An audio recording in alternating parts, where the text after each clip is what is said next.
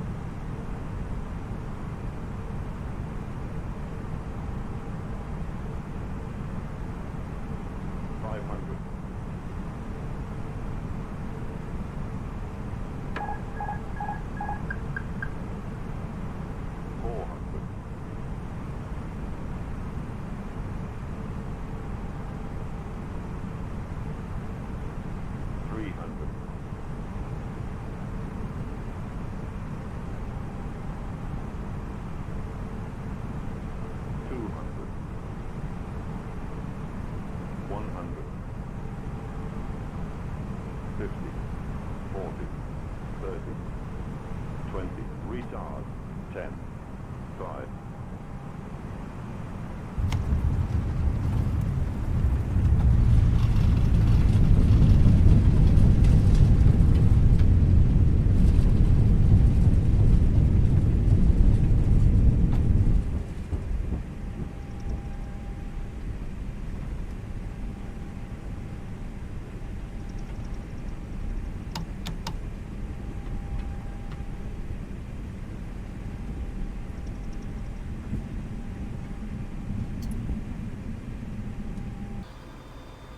Welcome to Liverpool. We're parked up here on stand 2.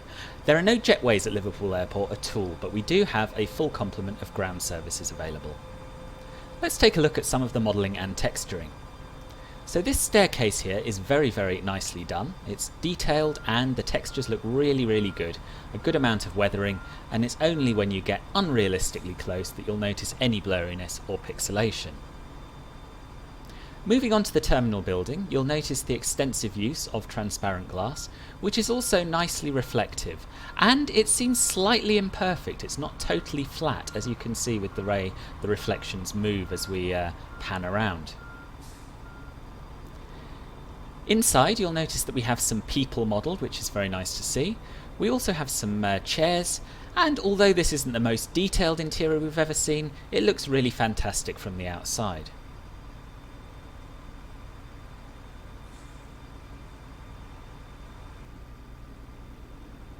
The building on the eastern side of the main apron is also very nicely modelled, and again the texture work is top notch. We've got very nice weathering, and again the textures are crisp enough that they look very sharp up until you get right up next to them. Some good reflection on these doors here, and a good amount of detail, including things like this CCTV camera.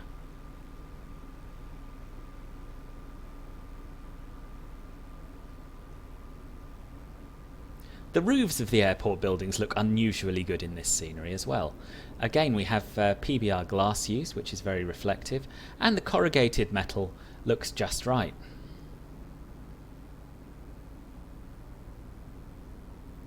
This airside road in between this pier here and this main building has some buses and some other details included, and the quality of the texturing over this side is equally good.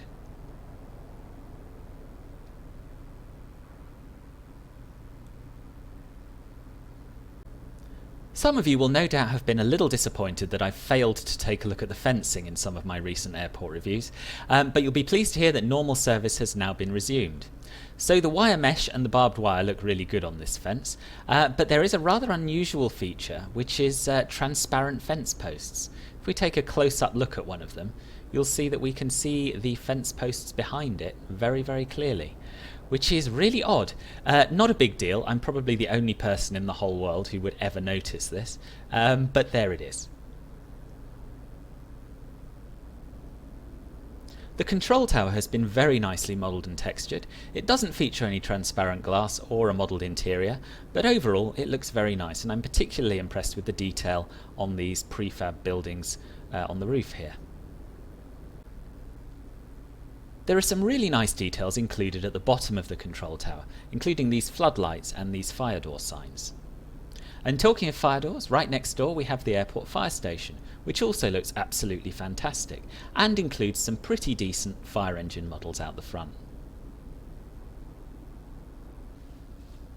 Over at the eastern end of the airport we have the general aviation apron, and this has been very, very nicely done indeed.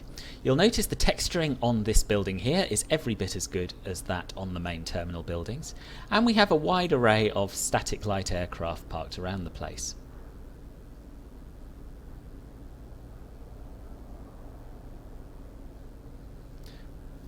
We have a hangar with open hangar doors that you can go right inside, and we even have roof lights and other features on the interior.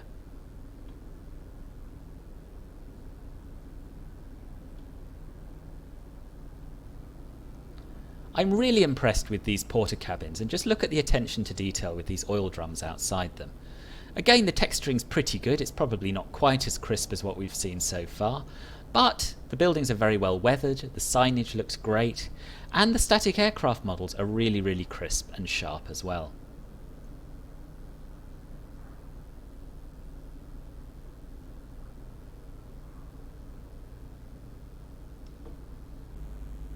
The developer has taken a huge amount of trouble to accurately model the landside parts of the airport as well. We've got accurate advertising hoardings, we've got the famous yellow submarine sculpture, we've got buildings opposite the airport entrance, and the front of the terminal building looks absolutely fantastic. No transparent glass here, but very good use of reflective PBR opaque glass. I love the amount of detail out here. I love the little bus shelters, the signage, the people. The whole thing looks absolutely fantastic.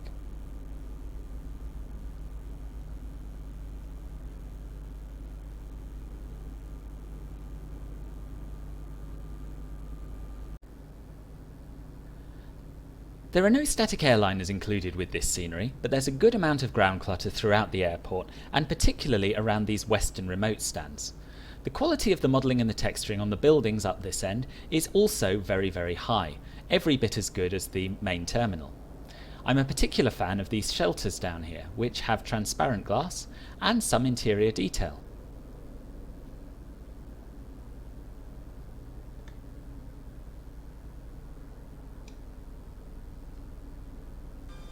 The ground textures at this airport are absolutely fantastic. They are super sharp, super crisp, and the materials used and their colours match the real thing very, very closely. The ground markings are just right. They're slightly grubby, slightly imperfect, and not too bright.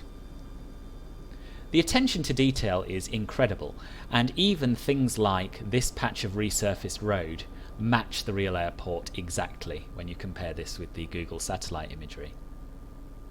The taxiways look great with a good amount of rubber marking, and once again they match the real airport very, very closely. The grassy areas in general look very, very good. If I was to be super critical, I would say that they're perhaps a little bit too lush, a little bit too green, but then again I'm sure there are times of year, particularly after good rainfall, when they do look exactly like this. The taxiway signs are crisp and clear and very nicely modelled. The runway looks very good indeed, with accurate markings which are pleasingly grubby and a realistic amount of rubber along the length of the centre line. If you look at the Google and Bing satellite imagery, you'll notice that the real runway is slightly lighter in colour than this one. But you know, runways get resurfaced, and I would say that this is an interesting observation rather than a criticism. The night lighting's great as well. These floodlights look very, very realistic, as do the pools of light that they cast on the apron. You'll notice that the glass-fronted terminal building looks very good by night as well, with decent nighttime textures on the back wall there. The nighttime opaque window textures on the buildings without transparent glass are pretty reasonable as well. To me, this does look like a building that's being lit from within. The remote stands are nicely lit. The GA apron and the surrounding buildings are also nicely lit.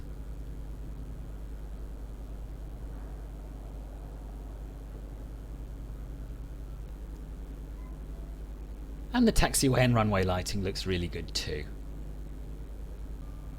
Even the landside parts of the airport are carefully lit at night, and while this isn't quite as impressive as the airside lighting, we don't, for example, have any actual lights casting these pools of light, and the terminal textures don't look great by night.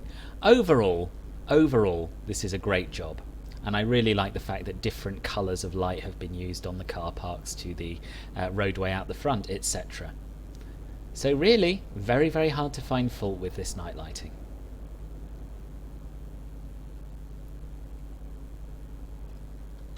Here's Liverpool in the rain, and surprise, surprise, yes, that was a Cilla Black reference, the ground textures look absolutely fantastic when they are wet as well. They support the default reflections and puddles very nicely indeed. Now, as with all transparent glass in this sim, we do get a little bit of popping. You'll notice that these windows aren't shrouded in mist in quite the same way as the solid textures around them.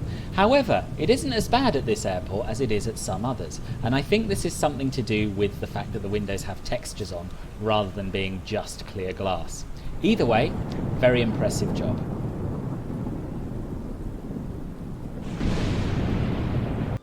Finally, here's Liverpool in the snow. I think the apron areas look really pretty good. As you can see, there's a thick blanket of snow, but it's not entirely uniform.